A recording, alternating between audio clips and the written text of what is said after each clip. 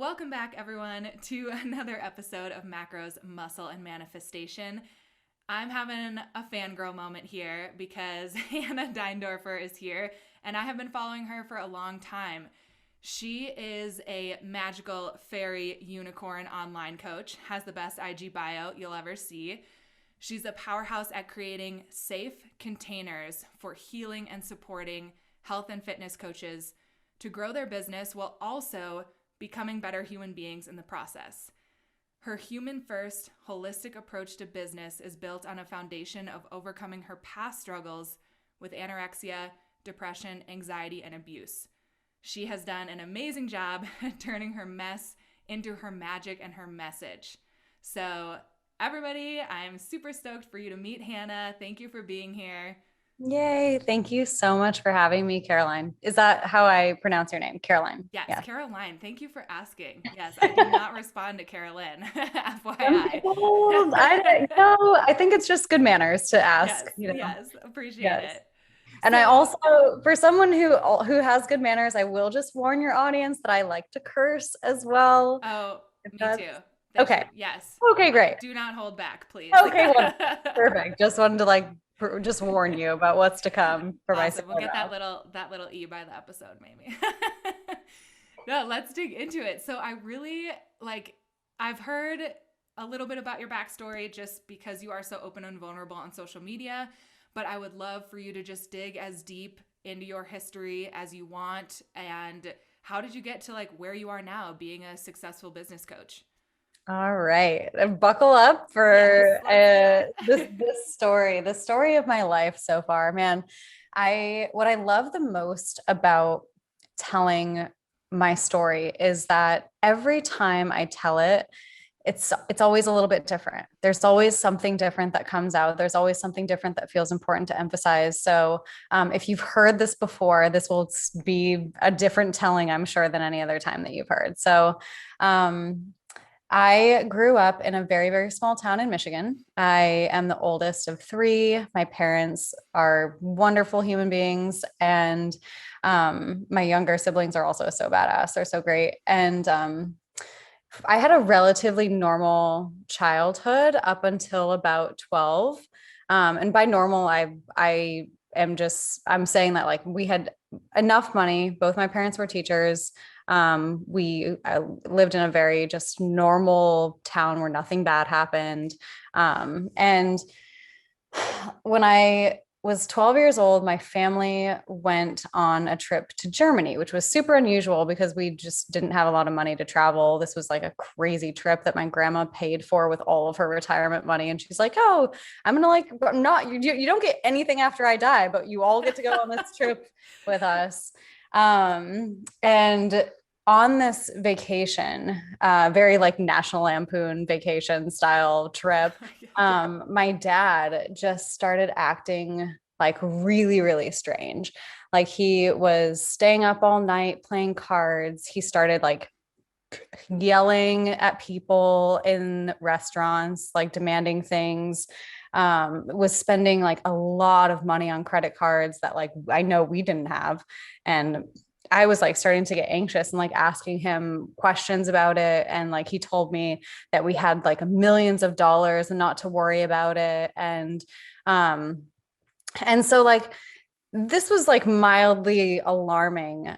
But when we got back from the trip, things just escalated to a really dangerous place with his mental health. And this was his first ever serious manic episode, which if you know anything about bipolar disorder, you'll know that there's depressive episodes and manic episodes. That's the two sides. The bipolar is a low, low, and then a really high, high. So this was a really, really extreme high that when we got back just got to a really unreasonable place, to the point where he had to be admitted to the hospital, to the psych 5150 psych ward. And at that was you have those moments in life where it's a before and after, that him going into the hospital was the moment where things in my life got really, really hard for a really long time. From there, like him getting out of the hospital, like my mom started becoming really depressed. She ended up taking my younger brother and sister away to like my grandma's house for a while and like asked me, a 13-year-old kid, like, do you want to come or do you want to stay and take care of your dad?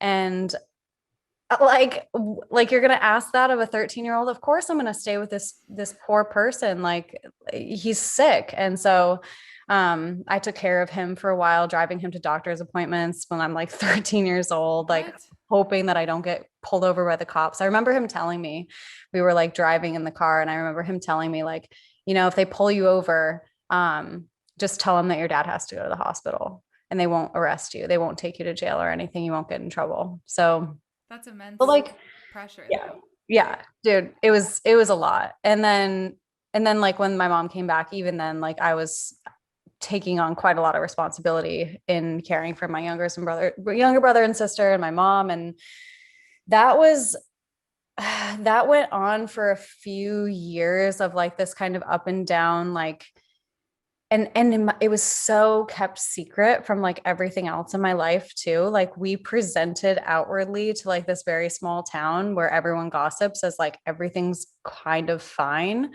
but like behind closed doors it was so bad. And the other thing that was happening at the same time was I got into my first romantic relationship when I was 13. And um being of this space where I had just been like kind of abandoned by my father, I latched onto this romantic figure as my attachment partner, this guy that was like 3 years older than me. And for 3 years was in this extremely emotionally and sometimes physically abusive relationship. And he was my first sexual partner. Several of those experiences, well, looking back, all of them were non-consensual, but like some of them were like verbally non-consensual. And like so that was my that was 13 to 16. I also at the same time, like I said, like everything presenting outwardly was like perfect. I was valedictorian, I was one of the best athletes in my school, and like it was so crazy because I was living this life where like my classmates thought I had this like really wonderful life, and like I was just shit was just wild behind the scenes. And so I learned really, I know really well how to like make this like appearance of like, oh, everything's good, everything, keep everyone happy, like keep everything fine. And like, and that's how to stay safe. And so after I broke up with that boyfriend, I started using sex and alcohol to just like kind of check out and like try to get validation or try to feel something. And so like my last year of high school or so, it was just a lot of partying, a lot of sex with people that I didn't care about, just grasping for attention and validation. And when I went to college, it like wasn't very much different. And then after my first year of college was when I found out that losing weight gets me attention. So add an eating disorder to the list of shit that I was dealing with. I started running like 5+ miles a day, and I downloaded my Fitness Pal. This was back in like 2011. Downloaded my Fitness Pal, and it told me to eat 1,200 calories, and so I would like Been eat like, there. oh yeah. So I was like eating like and it would be like a test for me to like see how far below 1,200 I could get. And so there were days where I was eating like 600 calories, 700 calories for like weeks on end. My friends in college tried to like have an intervention for me at one point, and I like freaked out on them and then never spoke to them again. And so I like was completely isolated, depressed, starving myself, and still 4 point in college. And I That's like that's crazy. yeah, yeah, it's yeah, crazy. And then it got to a point. So my grandma, the one that took us to Germany, she passed away that winter. And that was like the breaking point. It was like it was just like the last thing that I could handle. And that winter I attempted suicide, and didn't work, obviously. I'm here. But like after I survived that, it was like it wasn't this moment where I was like, yeah, now I'm going to make something of my life. Yes, amazing. Like, oh my gosh, I'm so grateful that I'm alive. It was more just like, well, fuck, that didn't work. So I guess I need to like figure out how to like do this with less suffering. And like figure out how to like make this life at least manageable if I'm going to have to do this. Um, so I started seeing a therapist, and God bless this woman, Mary Beth Atwell. I swear to God, is like, this is like my saving grace. I don't, she's an angel that came out of fucking nowhere that just like really saved my life. And I think that she was really well versed in a lot of alternative therapies, because like looking back at some of the shit that we did, it was like really not like traditional talk therapy. Can I We did ask like what? yeah, she definitely, we did some somatic work together. So there was a lot of like feeling into my body, because I was super, super dissociated from my body. Yeah. So it was a lot of like bringing awareness into parts of my body and like feeling safe to start to feel into my body. And a lot of visualization stuff, a lot of NLP stuff, lots of rewiring, subconscious rewiring, stuff like that. Cool. A lot of the work that I do now Yeah. personally. Um, and man, like there was one day that I can vividly remember that was really like a huge turning point for me, where she showed me this video of a brain. It's like a brain scan of like a neural connection, and like what that is. It's like basically a thought pattern. She showed me this like neural connection happening in the brain over and over and over. And then as you watch the video, you can see that there's like a new neural connection forming, and like the old one like fading away. And she's like, just so you know, when this video was recorded, this is a brain scan of someone who is actively deciding to choose a new thought pattern, and the old thought pattern is actually fading away, and they're actively choosing to like have something different internally inside of their head. And I was just like, well, fuck, like I guess I have to like take Right. control of my shit now. Like I can't be a victim anymore. I guess I have Right. to like if I'm as smart as I think I am, and this person can do this person can change their mind, I have no reason why I can't. Like it just gave me this like hope that like I could really like be free of this incessant like nightmare that was inside of my head, of like constant thoughts and just being really trapped inside of my head. And it was like like a switch flipped at that moment. And yeah, since then it's been just growth. It's really been like since then just really, really wonderful, non-linear, but like very consistent, steady progress. And like the things that come up for me now, like I still know that I have like need for validation, and like addiction to approval, and like addiction to like substances, if I allow myself to go there. But like a lot of the like I have so much self-awareness now, and so many tools from all of the healing work that I've done over the last 10 years, that it's like I am very confident of the fact that like I'll never get back to that place. So it feels it's really good. That's Really incredible. good. I bet Yeah. it feels good to like when you tell your story and you see, like, you can feel yourself and see yourself growing through that. And like, that the light is coming at the end of the Mhm. tunnel. And it's like, hell fucking yeah. Like, I did go through that and I did get here. Like, Yeah. that's powerful. Dude, yeah. Thank you for sharing all of that. Dude, fuck And yeah. I really like how you say your mess is now your magic and your message, Yeah. because I truly think that the best coaches have a little bit of a fucked up backstory in one way or another, Oh yeah. because they've been through that. And it made me think of, I've been getting a little bit into astrology lately just because I think it's so fun. And someone pointed me towards, I'm going to get this wrong, but I think it's Chiron, the wounded warrior. Have you ever Mhm. heard of that? No, tell me about it. It's like, I think it's a centaur. And he is like known for his warrior skills. And so anyone who has him on their side, like the battles are always won. Mm. But at some point he gets shot with a poison arrow, Hmm.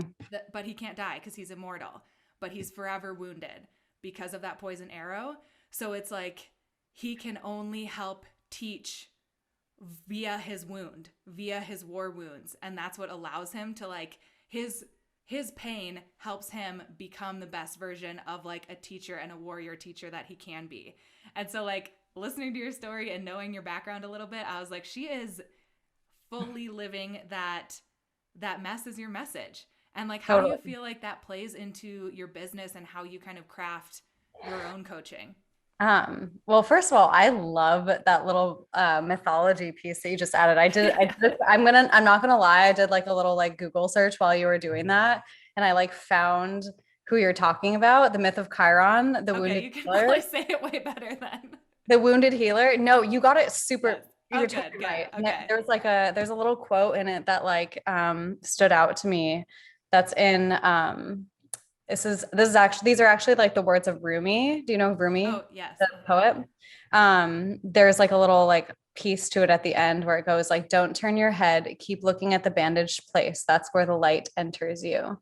And I was like, Oh, ah, ah, that yes, that is yes, that's my shit. perfect. Yes. But to your question, I think first and foremost, like I'll finish my story, the rest of the like the happy part of it. That experience with like the darkest dark really gave me this deep self-confidence of like no one can ever say anything that's like worse than what I've said to myself. Like no one can really, I feel this kind of like untouchable thing, this kind of like, if I die, I die, you know, like I've been there. I've been to death. like, what are you going to do now? You know? And I think it's given me this, like the ability to bring myself out of this has given me so much self-confidence. Like as soon as I got out of college, I moved to California by myself, started working at this software company. I interned for them for 3 months living in a garage because I was like so confident I was going to get this job. I was like, fuck it, I'll live in a garage for 3 months. And did end up working for them, very quickly climbed the corporate ladder there and realized that it was like, wow, this fucking sucks. But like at the same time, I was gaining a lot of business skills and a lot of the things that I know how to do now, like the branding and the graphic design and the product marketing and like all of the stuff that I do with my clients, all the strategy stuff, it was essential that I gain that during that time. But like simultaneously, I was also continuing to dive into my personal development and healing and stuff like that. And at the point, as soon as I was ready to quit, I was like, all right, peace out. I'm like going to start my own business. And like, Nice. um, it was like pretty hard at first because I didn't know exactly what I wanted to do. I spent like a good year, like just trying a bunch of stuff, like doing a lot of freelance work, like taking on life coaching clients for free and like really trying to like piece everything together. And I think that's like how it always is. I think it's how it always will be if you're an entrepreneur. It's like as you go and as you acquire more knowledge and more experience, your business should grow with you. I think that's kind of the stance that I take like with my clients is like I've continued like every time I go through my own personal little evolution, like, and it happens like at least once a year where I'm just like completely a different person.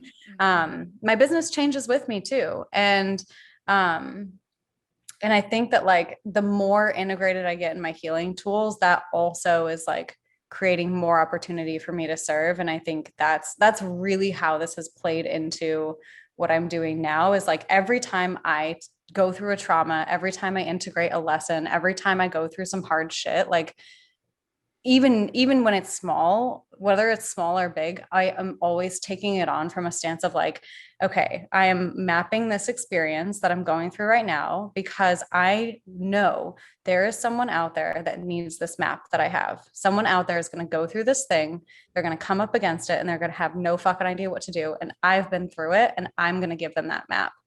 And like it gives so much meaning to any suffering that I'm going through. And like really that's how I built my business is essentially like, okay, here are all the lessons and shit that I've acquired. Like, let me put this into a thing for you. Like, that's really it. That is awesome. And that's, I think, one of, being an entrepreneur is difficult and there are a lot of hard parts. but a beautiful part is like being able to allow things to flow if you can get Mhm. there, right? And being open to like, okay, this is a lesson that like I need to go through so that I can help other people. And that's one thing I've noticed in your content a lot too, is that you talk about like bringing pleasure and play into your business. And that's something I've definitely been working on a lot lately because I'm very masculine energy. I'm very Mhm. do, achieve, set Yes. goals, get it done. Yes. So I've been working a lot on like, how can I bring more play in? How can I that's like honestly why I started this podcast. I had one conversation with one woman and I was like, fuck everything else. I'm starting a podcast because this conversation, people need to hear this. And I was like, Yes. oh my God, I just listened to my intuition. Like, yay. I love that so much. but Yay. please like expand on that because I know you talk a lot about that too. Totally. Yeah. I mean, I think like that me moving in this direction is again like a reflection of like a completion of a chapter that I've just also recently gone through where like I think when most people start their businesses, especially in the fitness industry, it's a lot of like formulas and structures and like this is what you and you're working with Aaron and Jordan, which who are fucking amazing, but like they're very much like that too, where it's like They have awesome systems. Yeah. they totally do. They fucking crush it. And those two fuckers are my best friends on the planet. Like I love them to death. I talked to Jordan yesterday. I talked to Aaron. Like they're my best friends.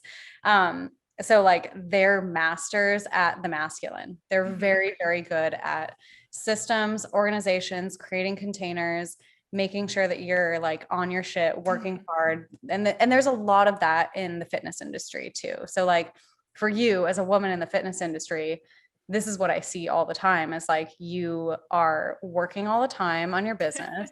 You're working all the time on your physique. You're like everywhere you go, the winner of is like whoever is the most masculine. The winner is whoever has the most structure, has the most organization, is like working the hardest, is grinding the hardest, making the most money.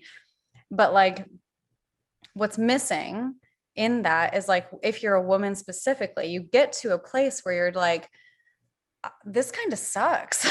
like that, like I've been Like working I'm really not having shouldn't I be having fun? to be having fun. Yeah, exactly. Like Yeah. when do I get to enjoy this? When do I get to like have a good time with this? Like this is like I signed up to have like more space and peace and joy and like abundance and actually like I'm just like working harder. So like I took on about a year ago like okay I'm going to really because I did this too like I also went into this business space of like okay I'm going to hire the masculine coach, I'm going to like get the systems, that's what we're going to do, and it works, it totally works to make money and to have the things in reality that you want, but like the intangibles, that's so important to have alongside. And so I started this like hunt like over a year ago to like have that in my business too, and really really intentionally called that in. And what it meant was like creating more space in my schedule, saying no to things, like having time that's completely separate where I'm just like wandering around outside or like dancing or spending time with my friends. And what's crazy, what's so awesome is like the more that I have incorporated that into my business, I'm making way more money. like that's what's so Isn't fucking that the cool weirdest about part it. to like wrap your head around? Yeah. Yes. And I've only been focusing on this for like 3 to 4 months and I've already noticed like I'm happier. My stress Yes. level is significantly reduced. Yes. Like That's and I like, why would you not want that? and I think that applies to not only like fitness business owners or like coaches, but like anyone with a Anyone. fitness or physique goal, right? Yes. It's not always about doing more and eating less, right? We know Yeah. that. Sometimes it's about like, what are you telling yourself? How are you even thinking about and Yeah. visualizing your goals? Why Yeah. are you working out? What is the Yeah. energy there? Exactly. So like applying that to every part of your life, I think can be life changing. And funny like side story, if anyone is listening, which I know I have a lot of type A babes in my corner. I was talking to a mentor recently and I was like, well, what are some other things I can do? Or like, what can I add into my schedule that's like feminine energy and like flow and ease? And she's like, did you hear what you just asked? Like, it's not about doing. Like, she said, go lie on your floor like a starfish. That's what I want you to do today. And I did it. And I was like, oh my gosh, like my office is so nice. And I can see out the window and I can see my dog laying over there. And I was like, that is exactly what I needed to do. I needed to actually do nothing. I needed Yes. to lie on the floor. It's like hard Yes. to wrap your mind around that though when you're in that achieving mode. It's really, really hard. It's really, really hard because like, here's the thing is like, we are a part of a society that is not built to reflect our greatness back to us. Like we're a part of a society that is built to make money. And so everyone that you're buying stuff from, what they're doing is they're telling you that you're not good enough unless you have the thing that they're selling you. You're not good enough. You're not smart enough. You're not fit enough. You're not wealthy enough until you buy their magical thing. And then once you get there, then you will be happy. And it's no one's fault. That's the way capitalism works. And it's also part of the nature of humanity to always be seeking, to always be wanting, to always be exploring and desiring. That's all wonderful and good. And we should keep that. But you don't lose that if you also can feel deep gratitude and satisfaction where you are right now. And in fact, the great part is like, if you can really grasp that wonder and awe of like the present moment and just be in so much gratitude for exactly where you are, it actually makes it way easier to get the other stuff. Like what happens is like you become a magnet for it. You become attractive to the things that you want. Like I don't know how woo-woo you are. I guess this is the title of this. The title of this conversation. So like, so I can go there. So like, yes, if you're holding, here's the thing. Here's what's so funny is like, how many times have you, as soon as you don't care about the thing anymore, you get it? Yes. How many times does that happen? It's because if you worry about not having the thing, what you're doing, even if you're hoping for it, even if you're holding the energy of hoping and wanting all the time, you're like, oh, I hope I get that. Oh, I hope it's over there. I'm so excited. I can't wait to have it. I want it so badly. Like that is just perpetuating more of you not having that thing. Mm-hmm. The moment that you get into this like grounded, nonchalant, cavalier, fuck it, like I feel great where I am. I am so grateful. And when I have that thing, of course it's going to show up for me. Of course it's going to show up for me because I deserve it. And that's amazing. And I'm wonderful. And life is so beautiful exactly as it is. And of course, another $100,000 shows up. Like having that kind of like cavalier, relaxed, open energy, not only are you going to feel better, you're actually going to get the thing that you want. Mm-hmm. Too. Yeah. And I think a lot of that comes down to where do you think your value and your self-worth is coming from? Because I know for me, when I'm always like reaching for something and I was like, I wish I was more like that, I wish I had that, it's coming from a place of lack instead of believing like I am whole and complete already. I do already have that inside of me. Maybe I need to practice bringing it out a little bit more by doing X, Y, and Z activity that's playful or something like that, right? Mm-hmm. Yes. Love that. On the same page for sure. Yay. And speaking of play and pleasure, I'm dying to get into something you've been sharing about more on Instagram, which is kind of like kink and being a sub and pleasure. And how does that play out in your life? How'd you get into that? I want some juice. Okay. All right, let's talk about sexy stuff. Yes. I'm super available for this conversation. So a couple things. Does your audience know anything? Like, should I just give like some beginner context? Yes, please. Okay. So BDSM stands for bondage, domination, submission, and masochism, or like sadism, masochism. You can like switch the letters around a little bit to encompass a lot of elements of what's known as kink. And kink is essentially like my favorite definition of kink is like gourmet sex. That's what it is. It is basically any type of like sex play that is not vanilla. So like if you think of like vanilla sex, and also like I want to say also, however you do sex is awesome. There's like nothing wrong. There's kink is not better, vanilla is not better. Whatever you are is perfect. Whatever you are is wonderful. Vanilla people are great. I love you. Um, Vanilla sex is basically like thinking of like pretty standard what you see in movies like missionary, doggy style, like only one partner, like just very sweet, kind. Also could be like fast or rough, but like there's not a lot of like non-traditional elements to it.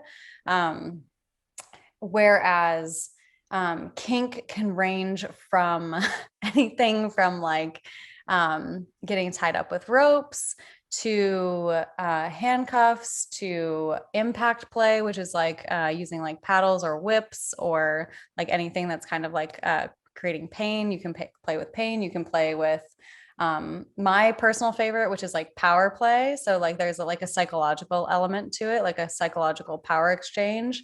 Um, and we'll get into like that element of it because that's what I'm most where I play most. And then it ranges also to like voyeurism or which is like when you like watch other people, like watching other people have sex, or like being watched, which is exhibitionism. Like it just runs the gamut. And like I recommend anyone who's listening who's like, I don't know what I like, I'm super interested in this, but like I don't know, I don't even know all these things. Go to like bdsmtest.org and you can take a little test and it'll ask you about like a bunch of weird shit and you can like figure out what you like on that. And it gives you lots of good resources and explanations. But so I that's did like, that test too. yeah. After So you that's shared it, and I was like, "Oh, oh, this you is did really, it. yeah." I was What'd like, you "Oh, this is get? super helpful." I had vanilla was up there, but also was voyeur, which I was like really surprised at, and Yes, I love sub, that. And and sub. which I told my husband that because we were like talking about it, and he's like, "I think it's so funny that you're like slightly submissive in the bedroom because." Like we were just talking about, I'm very Mm-hmm. dominant in real life. Mm-hmm. So I was like, oh yeah, Yep. that is a nice twist. No, I actually, so what's cool about kink and what I love about it quite a lot is that a lot of people think that like kinks come from trauma. Like a lot of people are like, oh well, you're fucked up, so like you want to get hit in bed or like whatever, choked, you know. And I think that like so this I highly recommend the book Existential Kink, which is basically talking about shadow work and how it plays into kink. And what okay, if you look around your life and you look at what's present, what you see is like what you actually really want. So even if it's bad, even if it's something that's like painful or like hurtful or whatever it is, there is some part of you that wants that thing, otherwise it wouldn't be around.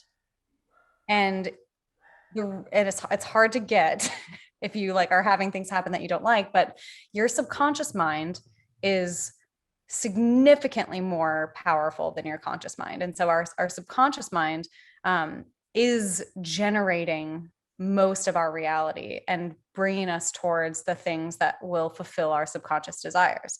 So in kink, what happens a lot is that like so we have experiences to which we assign shame, bad, wrong, but the truth is that us as human beings, we actually want everything. We want experiences that run the gamut of life. We want some of everything. That's just how we are as humans. And so if we say we don't want something, or we don't allow ourselves to go there or have it, or like we create a lot of shame around it, what will likely happen is that our subconscious will find a way for us to get the thing and play it out for us, usually in a way that like we don't actually want, like consciously.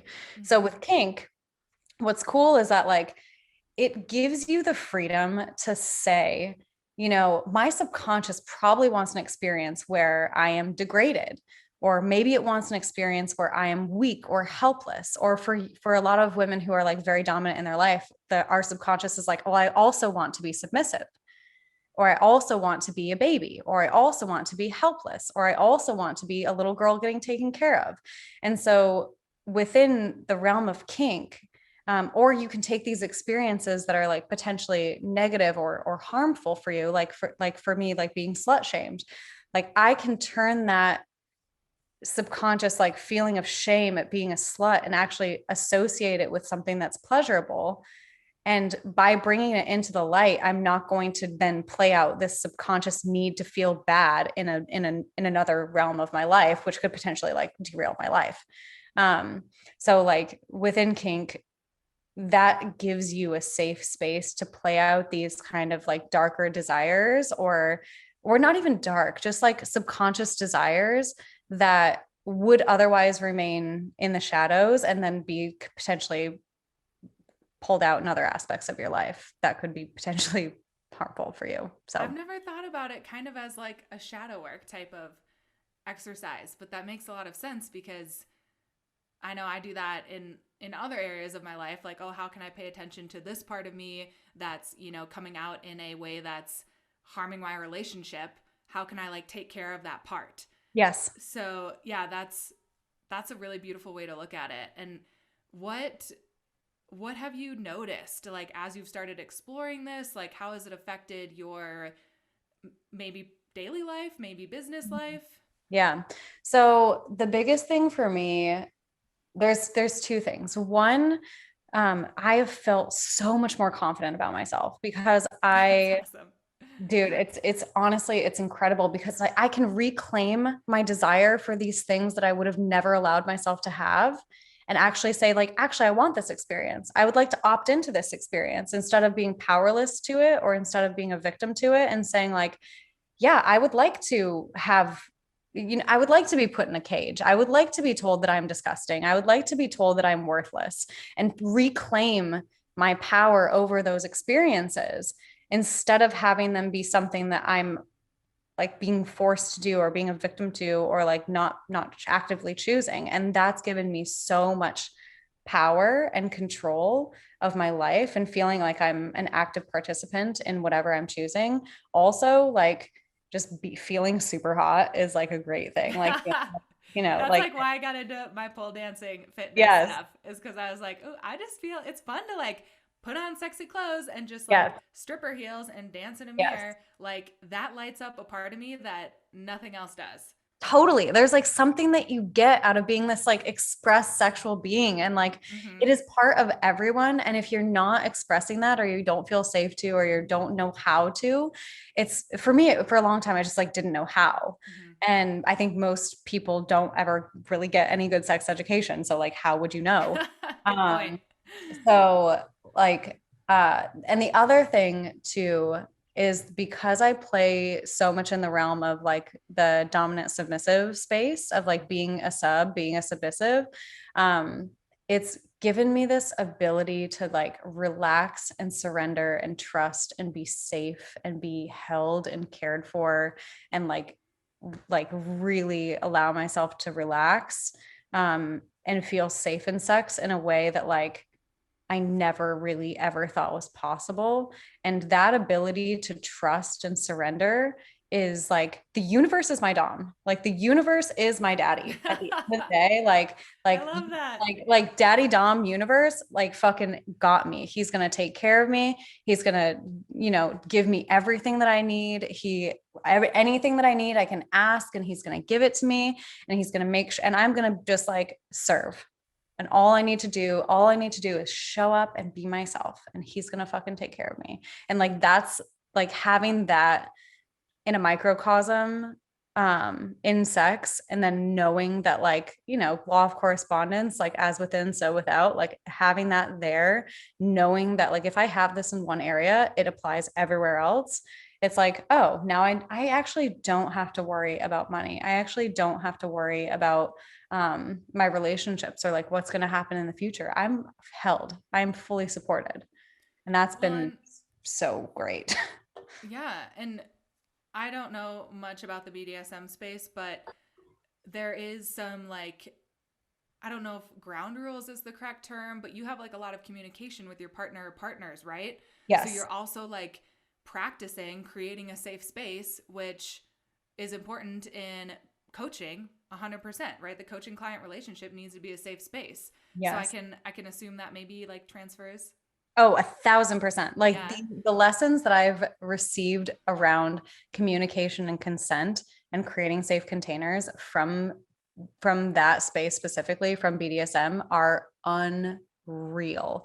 Because like as much as you can ask for consent at like the beginning of a scene is like what it's called when you like go into like a sex like space within BDSM is like a scene. Going like we always have a pre-scene consultation. So there's always communication around what do you want? What would you like? What would you like more of? What would you like less of? And as someone who like has historically not been good at communicating what I need and want, it also has been deeply transformative in being able to do that and just like say what I want.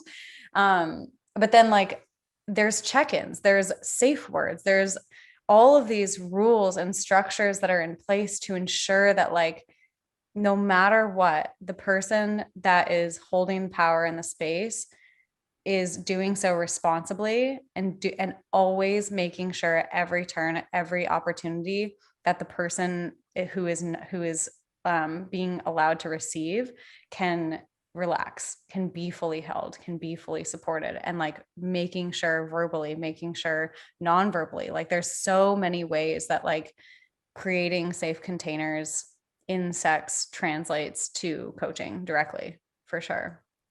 That's amazing. And I guess I just want to throw this out there. If this is episode, us talking about sex, us talking about pleasure, and specifically being females talking about pleasure, if this is like kind of triggering, that's probably a good sign that like maybe you need to look at, are you allowing pleasure into your life? Are you receiving?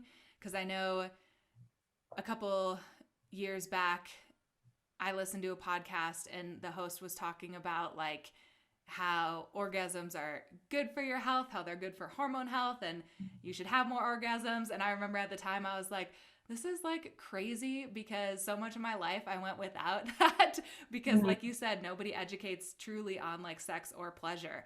And I do think like even as I have explored the feminine more, like it's very powerful to be able to receive and to be able to allow yourself to step into places where you feel sexy, where you feel um orgasmic, Yes. right? Like, Yes. and that shouldn't be shameful. It should be, I think, more encouraged because a lot of us women do get pushed into those masculine energies just in like today's society, I think more than anything else. And it's hard too because like we are automatically as women, for the most part, we're geared to be nurturing, we're geared to be giving, and then we go into the space of coaching where we're encouraged to give more and give more and give more and like show up for our clients and like be the space of like giving all the time. And um it's really easy to forget that like self-care is actually not optional, and like it's actually not like if like Right? Yeah. and like it's actually a survival care. Like if you're going to be in this space, if you're going to be a coach, like having a regular self-pleasure routine, having a time of day every single day where you pour into yourself is 1,000% not optional. It's actually like unethical as a coach if you're not doing this. Hmm. So And do you have any like actionable tips on that of like how you personally incorporate like play or pleasure or how you feel like people can walk away from this episode that they do feel like they have a demanding job, a demanding quote unquote busy life? mhm. What can they do to get more in touch with this? Yeah, I mean, I think that like the most, first of all, I always want to encourage people to do this in a way that feels safe for you. So like I want to preface this by saying that like I don't know the specifics of your sexual history. I don't know exactly where you may have been hurt or harmed in the past. So anything that I recommend that doesn't feel good to you, don't do it. Like number one rule of pleasure is like if it doesn't feel good, don't do it. Right. Um and also and then the opposite of that, like the most actionable tip I can give is like do things that feel good. So like in every moment you can ask yourself, how can I make this experience that I'm having more pleasurable? So like if you don't have time for a pleasurable routine, if you don't have time to like, my routine is like, I honestly I've created quite a lot of space for myself to be able to like do this, because I think it's a top priority for me. So like my routine looks like I get up in the morning and say my mantras and like walk outside and like ground in the grass and like feel grass under my feet and look at the sky. And then I like take a really slow morning of like journaling and like smelling my incense and masturbating and like I listening to music. And like I have it doesn't take that long. It sounds like it takes a long time. Like really, it's like an hour of time in the morning that I like devote to myself. It's like devotion to myself. And it doesn't have to be like that. It can really be as simple as like in every moment, how can I add more pleasure to this moment? So like that could be if you're driving home from work, turning on music that sounds really, really enjoyable to you and singing along. It could be in the morning when you're getting ready, like spending a little extra time just like putting lotion on your skin and actually feeling your skin. It could be in the shower, like having this moment with yourself where you're like, I am going to imagine that like the water is like washing away like every horrible thing that I've ever said to myself. I'm imagining that the water is like like washing off every bit of judgment or shame that I feel, and like allowing yourself to just like feel that and like feel your body in that space, and like really soft, like kind, gentle self-touch and self-massage. It doesn't have to be sexual at all, but like just like havening yourself, like hugging yourself. It's so nurturing. And it's so easy to do. Like it's so easy to do that and just give yourself a hug. But like anything that can delight your senses, anything that can engage you with the present moment is worship. It is pleasure. Mm-hmm. So That's beautiful. And one thing I've been doing lately, because it does feel good for me personally, and again, my mentor recommended it to me, but she called it a Yoni hug. mm, And basically, you're like cupping your hand around your sacred energy of like your vulva and just like feeling your body and connecting to that part of I you, love you that. know? And so, like in the morning when I wake up, like that's the first thing I do. I like kind of roll around in bed and I give myself a little Yoni hug. And it is like quite a magical way to start the day. I'm Like, totally taking that. yes, you would definitely love it. So if you're on the verge of like, how do I get a little bit more sensual with it? Like maybe that's a direction that feels good for you. And also on this note of pleasure, I think you can definitely practice this with your eating too. And Mhm. like with a lot of my clients, I work with mindful eating and obviously some macro tracking too. And like sitting down without screens and just enjoying your damn food and being, or even like drinking water and being like, ah, like, yes, Mhm. I'm like hydrated, like appreciating those little things, I think Yes. is pleasurable and Mhm. playful and it brings you Mhm. back to the present moment. So Yeah. anyone can do it with Yeah. any amount of time. Yes, Totally. beautiful. I think And I love what you said about like that it's playful, because like I think that a lot of people think about like pleasure or sex or whatever, and they think of this like romantic, serious, like, even if you're thinking about BDSM, it's like this very heavy, like dark, tantric, like I don't know what the fuck people think that like I'm like, I don't know, that I have like a leather mask over my head and I'm being like led around on the leash. Like the leash, sure. Like I'm not down to be completely covered in leather, but um like it's all play. Like it's all intended to be experimental and enjoyable, and like if you try something and you don't like it, just like laugh and it's totally okay. There's no rules, there's no failure in it. And the other thing, there's like elements to, like there's a few elements that I like to share that are like essential to like having the best sex ever, but they're also essential to just like life in general. And it's like breath, sound, movement, presence. Like if you have all of those elements, like you can have like really, really great sex, but you can also have like really great, enjoyable time of life. So like think about like the sound that you made when you drank that glass of water. Ah, Or like if you're eating really, really good food, you're like, oh, so good. Or like the same thing with sex, or the same thing with singing, or like expressing or talking in a way, or like making crazy noises. Like that's also such a fun, pleasurable thing to do, is like yell and scream and like make silly noises and like, yeah. Anyway. No, that's a really good way to look at it. Good sex and a good life. Yes. Love that. Now, sound, movement, breath, and presence. Amazing. Yes, write that down, everyone. And so I could talk to you forever. We only touched on the surface of what I wanted to get into, but it was so good, so juicy. Thank you for being here. And before you go, though, I wanted to just sprinkle in a little bit of manifestation. So, like, what are you personally trying to attract more of in your life? Is there anything you're specifically like manifesting? Well, let me just grab my little 3-page fucking thing that I read every morning. That's amazing. I love it. Yes. So I wrote, this is my little 2021 manifesto. I wrote this on the first day of the year, and I have like basically a little paragraph for every kind of area of my life, from everything like to my professional life, to my body, to my connection to source, to my friends, like, and like my word for the year when I decided was just noticing.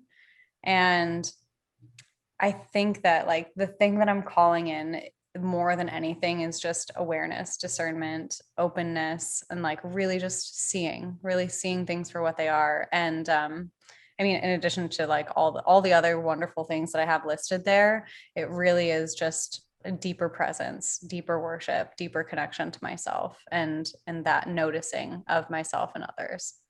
So amazing. Yeah. I'm sure that is already flowing your way with everything you put out there, right? You will receive. So that's amazing. And where can people go to follow you, to learn more about your own services, your own coaching? So I hang out most of the time on Instagram, at Hannah Diendorfer, and I'm sure Caroline will put that in the notes. And then my website is the same, hannahdiendorfer.com, and I'm in the process of revamping that now because I'm going through a whole up leveling of my energy right now, which is really exciting. But so it's functional, but it's like some parts look new and some parts look not new. So yeah. Awesome. Thank you. And thanks for being here. Thank you, everyone, for listening. I am sure this was eye-opening. And so if there was something that you really loved or that stood out to you, please share this on your Instagram story and tag us both. And we'll talk to you soon. Thanks for being here.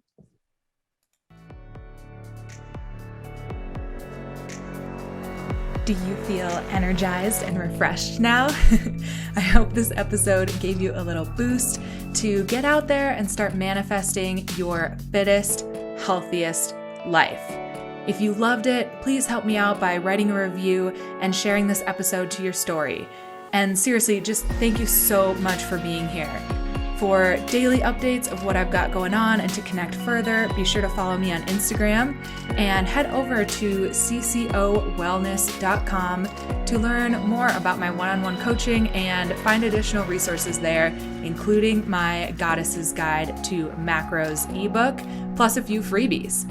And remember, you are strong, you are capable of achieving anything you desire, and you are worthy of all your wildest dreams.